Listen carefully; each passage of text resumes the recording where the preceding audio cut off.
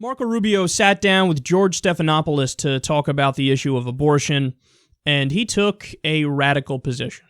And Chris Christie on the issue of abortion, because you don't support exceptions for rape and incest. And Jeb Bush also said this to CNN. I want to put that up. He said, it's a tough sell to tell a pro-life mother that her daughter has been raped, that she would just have to accept that as a sad fact. This is not an easy decision, but Marco will have to explain that position. What would you say to Well, a couple of things. Number one, abortion to me is not a political issue. It's a human rights issue. And so if Jeb wants to make it a political issue, that's his right. For me, it's not. Number two, I have supported laws that have exceptions. The 20-week abortion ban, if it's But passed. that's not what you believe. Well, first of all, I do require an exception for life of the mother because I'm pro-life. Number two, as I've said, if they pass a law in Congress that has exceptions, I'll sign it because I want to save lives. The broader point I've made, however, is I believe all human life is worthy of the protection of our laws. That's what I deeply and personally believe. And I'm not going to change my position on something that is so deep in me in order to win an election. So what do you say to that mom? Look her in the eye. It's What a do you tell terrible her? situation. I mean, a crisis pregnancy, especially as a result of something as horrifying as that, I'm not telling you it's easy. I'm not here saying it's an easy choice. It is a horrifying thing, what you've just described. It's heartbreaking. It is unimaginable, quite frankly. I get it.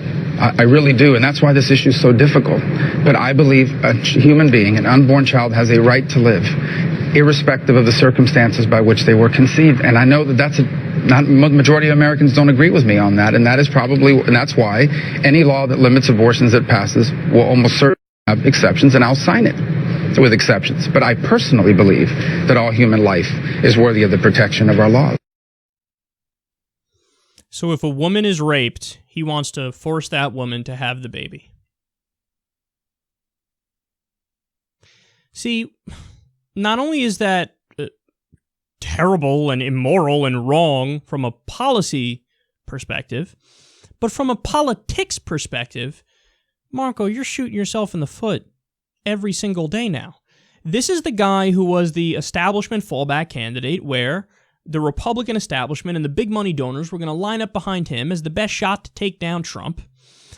But with his horrible debate performance on Saturday night, where he was the glitchy Marco bot, as people are calling him, and he kept repeating the same talking points over and over, between that and continuing to stake out positions further and further and further right, you're ruining your chances, man.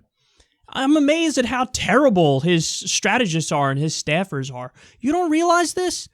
Look at the recent history of Republican primary elections. You had John McCain in 2008. He got the nomination. He was by far and away the most moderate person on the stage. Mitt Romney, same thing. Now, he went further to the right in the primary and then came back to the center in the general election, but he was the most, moderate person in the primary. No question about it.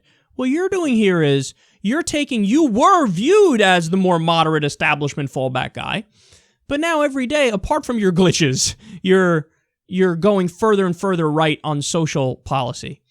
Dude, you're destroying your own chances. What are you doing?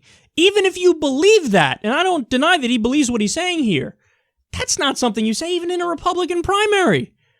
No. Yeah. I'm continually amazed, and this makes Trump so much stronger.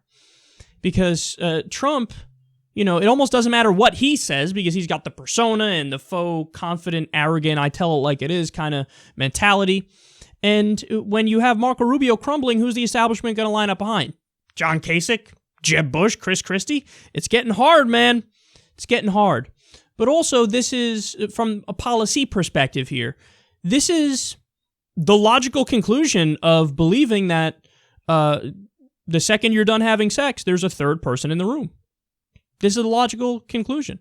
If you really believe that's a person, the second you finish busting, well, yeah, then you would say, hey, that's murder. And that's what he believes. There's only one problem with that. It is a incredibly sloppy way of thinking. I mean, I'm a moderate on the issue of abortion. I've said it before, I'll say it again. It's 100% the woman's choice up until viability and up until the creation of the nervous system in the fetus, at which time I say it's fine to do regulation. But that's what Roe versus Wade is. Roe versus Wade is not, hey, you can do an abortion 3 minutes before the baby's going to be born. That's not Roe versus Wade. So it's a moderate, middle path kind of thing here. But this extreme that he's staked out, virtually nobody agrees with you on that. I mean, only, 15% of the public, and they're the craziest, most fundamentalist evangelical Christians in the country? Because it's an incoherent position, man. The second somebody's done having sex, nope, if you take a morning after pill, that's murder. Is it really? Would you give somebody a life sentence because they took a morning after pill? Do you think that makes sense? No, there's a reason why we call what it is different things in the different steps along the way. If you say, hey, it's an embryo, it's a gamete, it's a zygote, that's not the same thing as a human being. There's a reason why we have different terms for it. They're fundamentally at different stages of development. So obviously the moral question, the further back you go, becomes less of a moral question.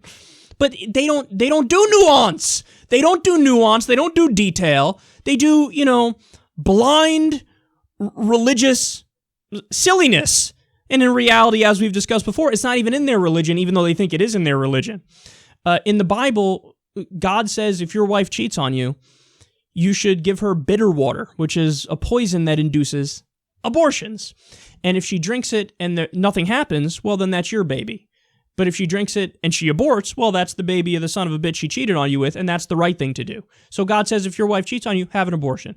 God rips out the fetuses from the stomachs of the women in Samaria at a certain part in the Bible. That's God literally performing abortions. You're going to tell me the Bible's anti-abortion? That's just not true. So the logic falls apart. They have religious justifications. Those don't make any sense. Then they try to pivot to common sense positions, but it's not common sense. Would you really give somebody life in prison for taking a morning after pill? That's the logic of, the position you're taking. So it all just crumbles. And this is something that's stupid from a policy perspective and also from a politics perspective, because Marco is ruining the little chance that he had to become president.